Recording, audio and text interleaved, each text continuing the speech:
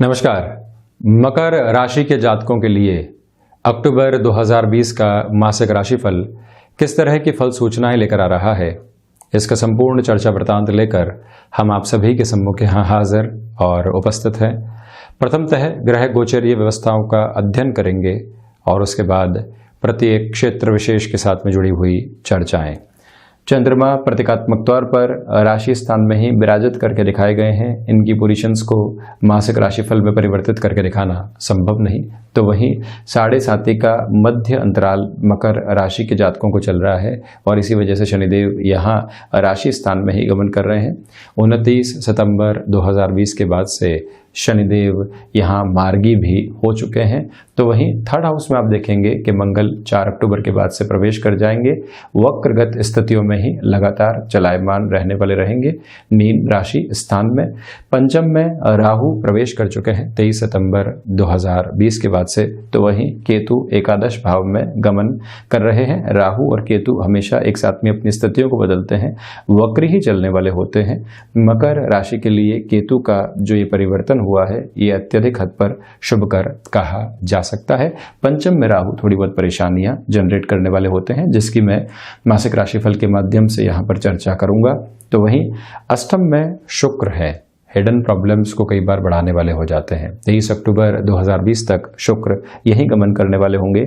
17 अक्टूबर तक सूर्यदेव कन्या राशि स्थान में भाग्य भाव में अष्टम भाव के अधिपति और उसके बाद दशम में प्रवेश कर जाएंगे।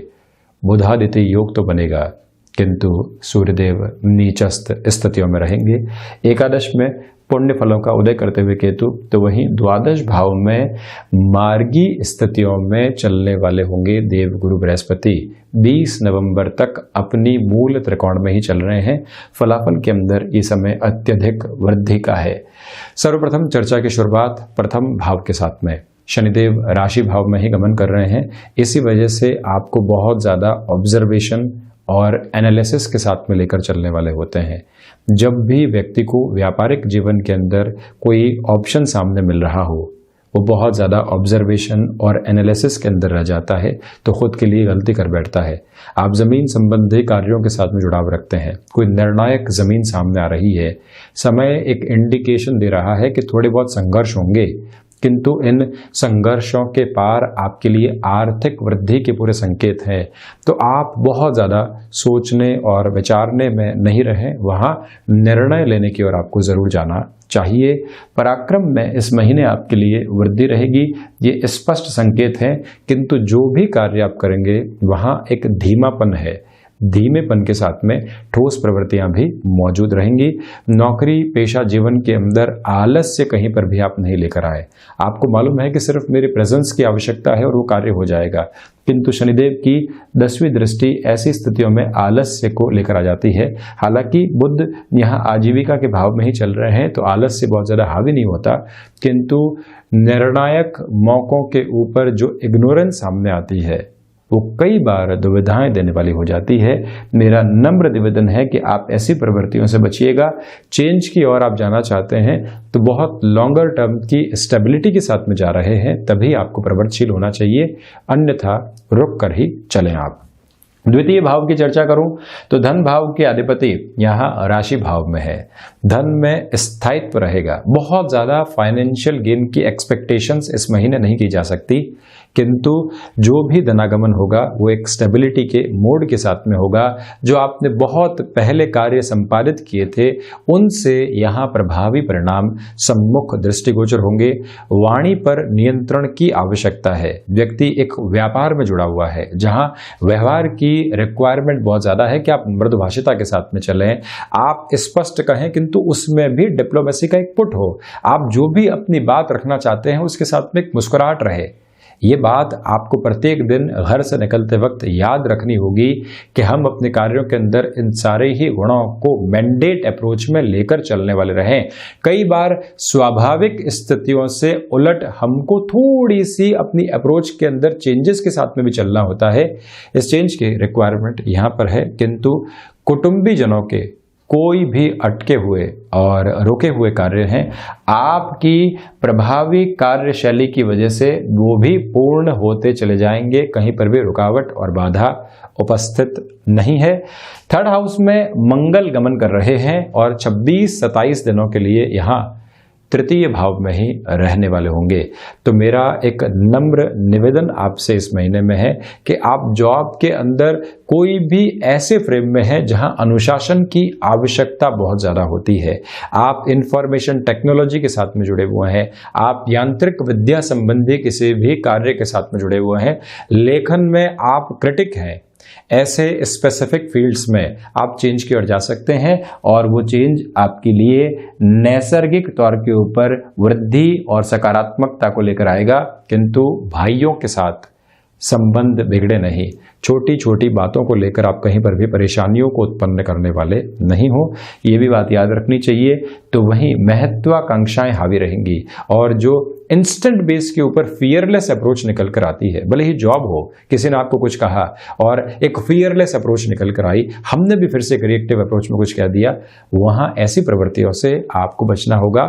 आप प्रमोशन के बिल्कुल थ्रेशोल्ड के ऊपर हैं और ऐसी पोजीशंस आपके लिए क्रिएट की जा रही है कि जिससे आप उकसावे में आए और कुछ न कुछ कहें, तो आपको वहां एक मधुर मुस्कुराहट बनाकर रखनी चाहिए, क्योंकि भाग्य का सार्थक सहयोग आपकी वाणी में रिएक्टिव अप्रोच के साथ में मौजूद है।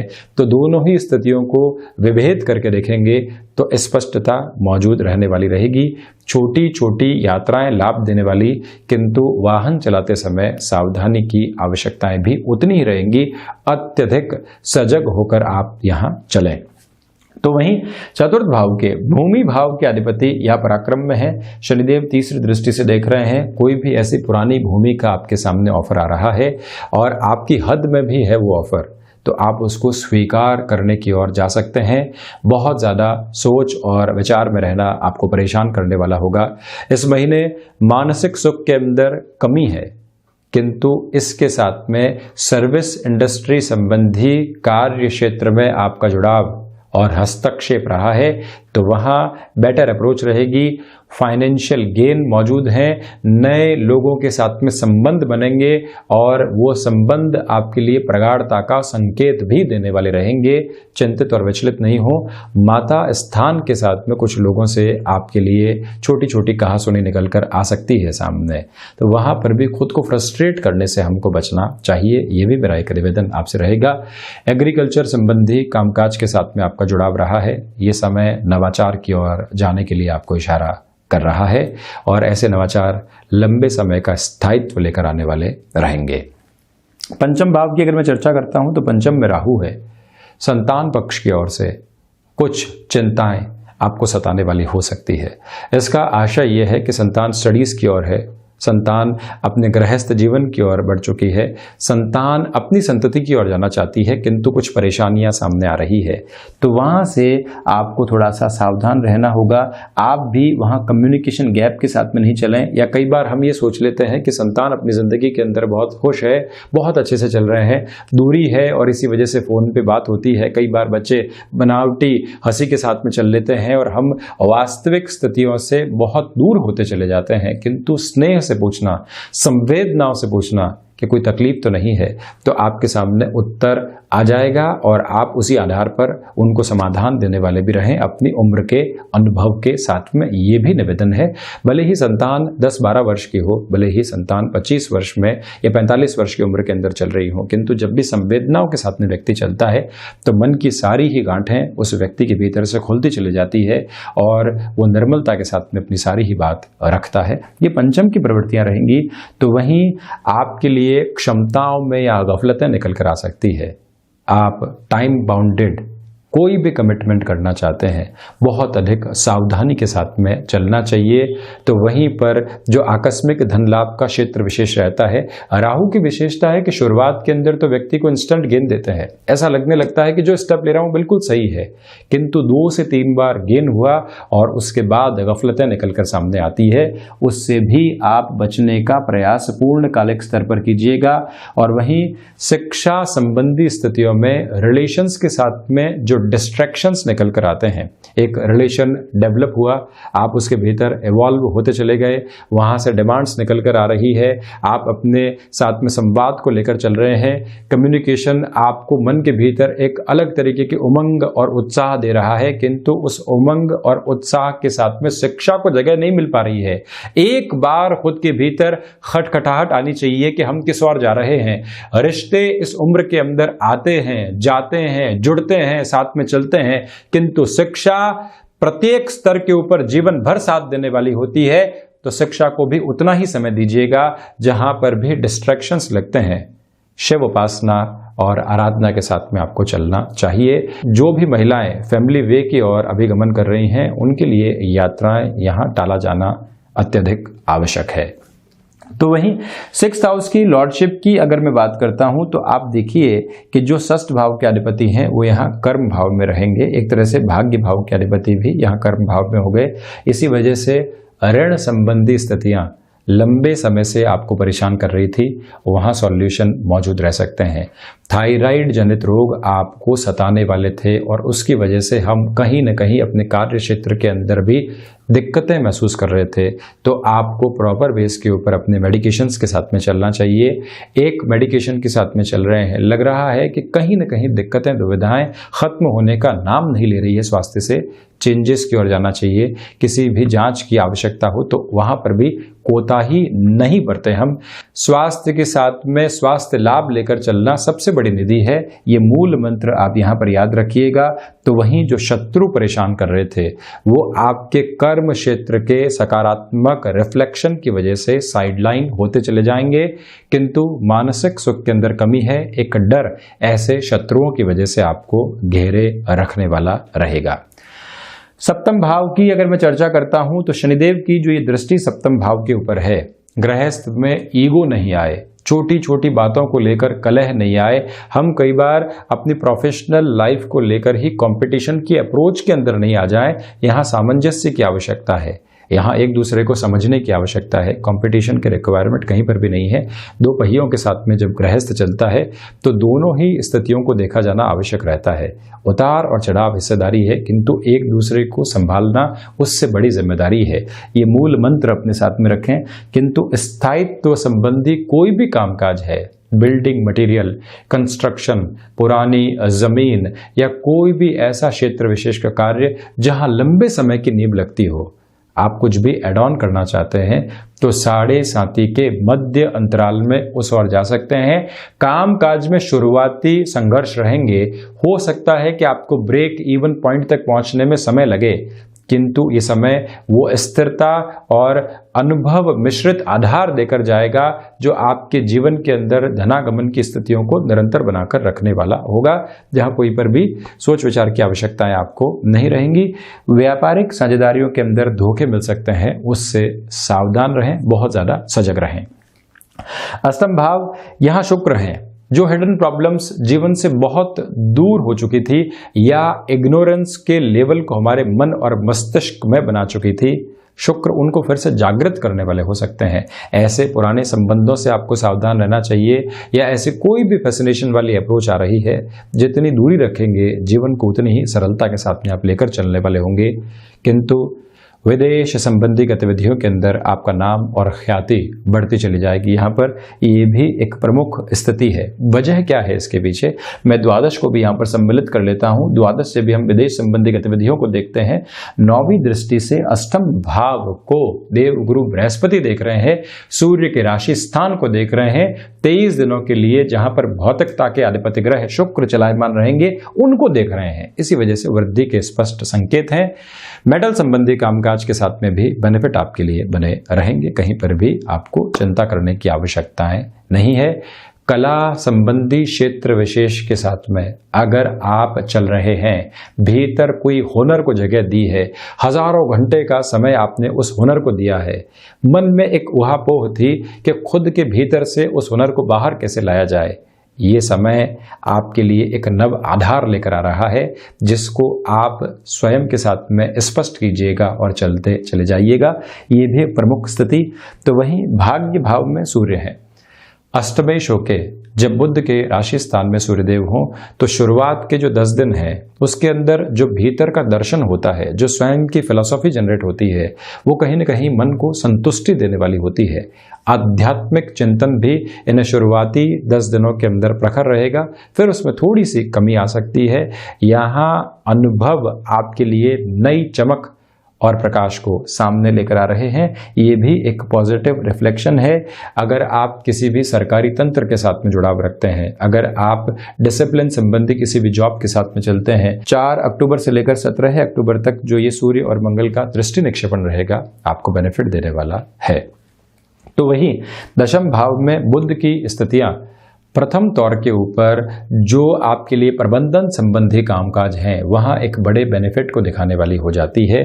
वहाँ आपकी एक्सपर्टीज बनी रहेगी, वर्किंग एक्सपर्टीज में भी वृद्धि रहेगी।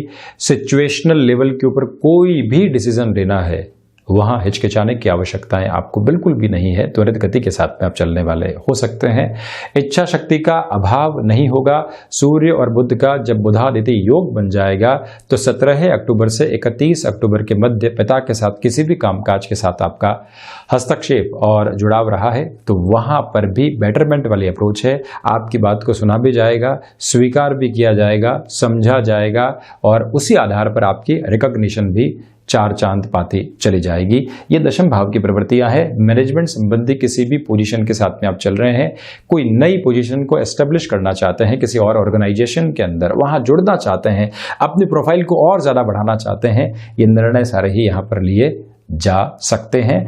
फूड प्रोसेसिंग संबंधी कामकाज में भी आपके लिए यहाँ समय बहुत अच्छा है। कमीशनिंग संबंधी कार्य में भी बढ़ते चले जाना चाहिए। तो वहीं एकादश भाव में केतु है। पुण्य फलों का त्वरित गति के साथ में उदय होता है। एक तो पुण्य फल सामने आए, धीरे धीरे व्यक्ति को लाभ देने वाले हुए, और उन पुण्य फलों के साथ में जब त्वरित गति बन जाए तो व्यक्ति के लिए इंस्टेंट गेन भी बन पाते हैं। ऐसे कई कार्य जो कई वर्षों से अटके हुए थे, जहां क्लैरिटी नहीं आ पा रही थी, वहां एकादश के केतु आपके लिए स्पष्ट दृष्टिगोचर स्थिति लेकर आएंगे। मंगल जब लाभेश होकर पराक्रम में हो, जब चतुर्थेश होकर पराक्रम में हो, तो आपके पराक्रम में लाभ के साथ में वृद्धि करने वाले होते हैं। लाभ आपको नई चमक और दमक यहाँ पर देने वाला रहेगा। संतान पक्ष के साथ में भी जुड़ाव यहाँ पर जो महीने का अंतिम अंतराल है वहां सामने आ सकता है। तो वहीं द्वादश के बृहस्पति हैं। सर्वप्रथम जो कोर्ट कचहरी संबंधित मामला चल रहे थे वहां आपके लिए रिलीफ रहेगा, तो वहीं पर मानसिक स्तर पर स्थिरता आती चली जाएगी। ये भी आप ध्यान रखिएगा कि विदेश संबंधी कार्यों में ये समय आपके लिए एक बहुत अच्छी स्टेबिलिटी लेकर आ रहा है। इस महीने को और 20 नवंबर तक के समय अंतराल को विदेश संबंधी कार्यों में आप स्थायित्व के साथ में जोड़कर चलें। जो खर्चे आपको बारंबार परेशान कर रहे थे वहां पर भी आपके लिए अब थोड़ा सा नियंत्रण सामने आने वाला रहेगा। प्रमुख गतिविधि दिखाई देती है। वसा जनित रोग थोड़ा बहुत परेशान कर सकते हैं। तो ये था मकर राशि के जातकों के लिए, शनिदेव प्रधान राशि के जातकों के लिए अक्टूबर 2020 का मासिक राशिफल। हम ऐसे ही चर्चाओं के साथ में हाजिर होते रहेंगे। धन्यवाद और कोटिशः आभार।